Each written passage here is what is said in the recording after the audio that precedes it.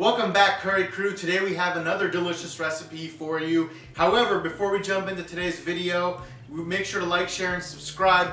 Punch that notification bell. And I'm not going to delay it any further because today's recipe is going to be your new favorite. So let's jump right into it.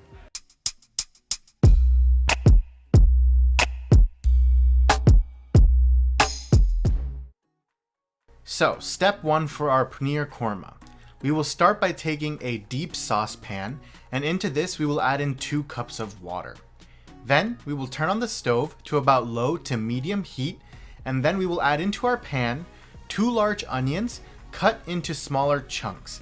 We don't need to chop them finely or anything like that because we're going to be blending them up later on in the blender to make our gravy. So right now we just need them to be roughly chopped so that when we boil our onions they can be nice and soft. Next, into this we're going to add in 6 to 7 cloves of garlic, 2 green chilies, and then we're going to add in a 1-inch piece of ginger, roughly chopped. Then into this we will add in half a cup of cashews. Try to use unsalted cashews so that way you don't have to worry about over seasoning. The cashews are going to give our final gravy a really nice and creamy texture. Then into this we're going to add in half a teaspoon of cardamom seeds and 1/4 teaspoon of shahi jeera or black cumin seeds. Last but not least, we will add in 1/4 teaspoon of black pepper.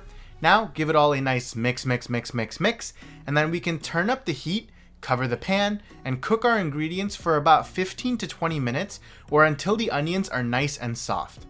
After about 20 minutes, we're going to turn off the stove, and now we are going to strain out our mixture.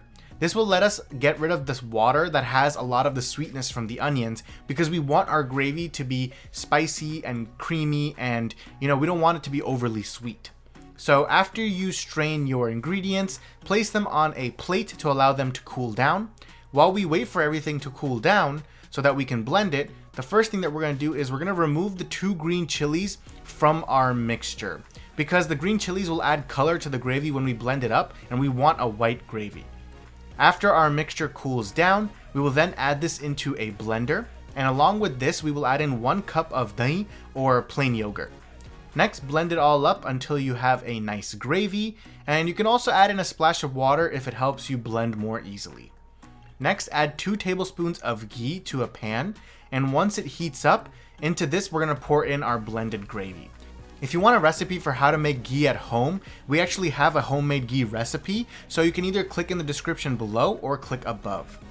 Now, once our ghee is warmed up and ready to go, into this we will add in our gravy that we blended up earlier, and we're also going to add in a little bit of water into the blender to make sure that we don't leave behind any of the delicious gravy that we just made.